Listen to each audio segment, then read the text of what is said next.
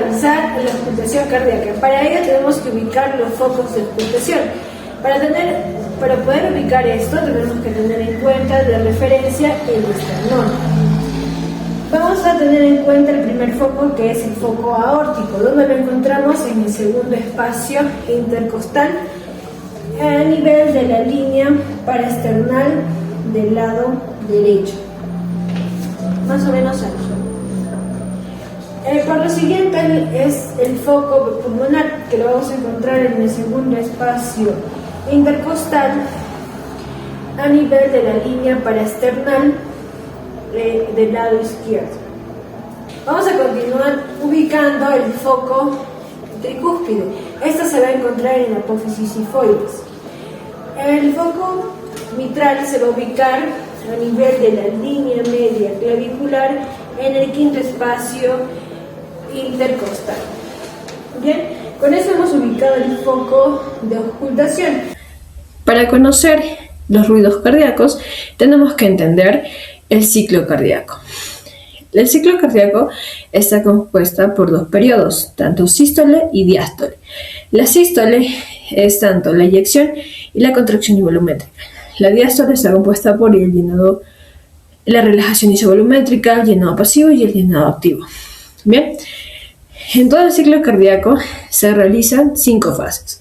Para empezar con la primera fase, que es el llenado pasivo. Es aquí donde la sangre viene a través de la vena cava superior y la vena cava inferior y el seno coronario.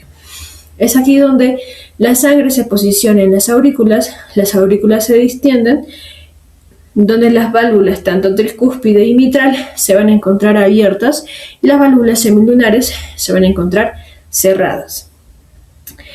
Bien, es aquí donde en el llenado pasivo donde la sangre pasa de las aurículas a los ventrículos en un 80%, en otras literaturas es el 70%.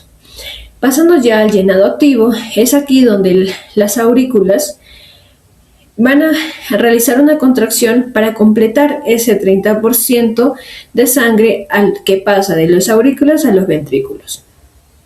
Bien, es aquí donde las válvulas tanto tricúspide y mitral se van a encontrar abiertas y las semilunares cerradas. Pasando a la tercera fase, donde se va a generar el primer ruido cardíaco, es aquí donde se ha completado el 100% de la sangre, donde las válvulas semilunares se van a encontrar cerradas, y es aquí donde se logra un llenado del 100% de la sangre a los ventrículos. Es aquí donde se va a cerrar la válvula tanto tricúspide y mitral para hacer el primer ruido cardíaco. Bien, pasando ya a la cuarta fase, que es la fase de eyección, es aquí donde los ventrículos van a realizar una contracción.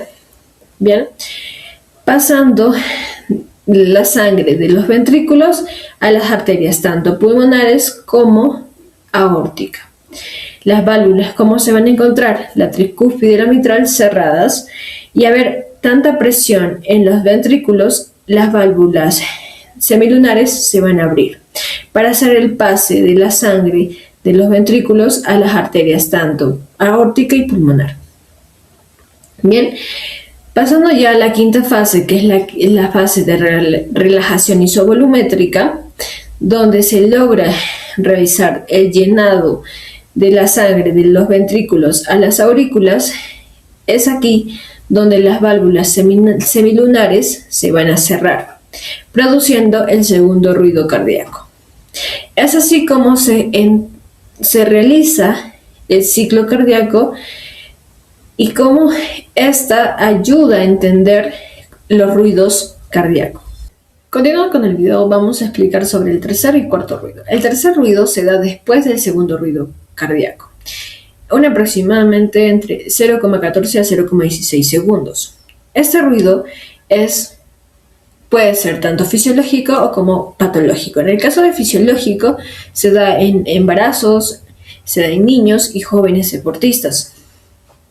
En casos de que fuera un ruido patológico, más que nada las enfermedades asociadas son insuficiencia mitral, insuficiencia cardíaca, pericarditis constructiva y en casos de anemia. ¿Cuál es su característica de este ruido? Es un ruido sordo y de baja frecuencia. Pasando ya al cuarto ruido, es un ruido patológico que se da antes del primer ruido. Bien, las enfermedades asociadas son la hipertensión, la estenosis aórtica, miocardiopatía hipertrófica. Muchas gracias.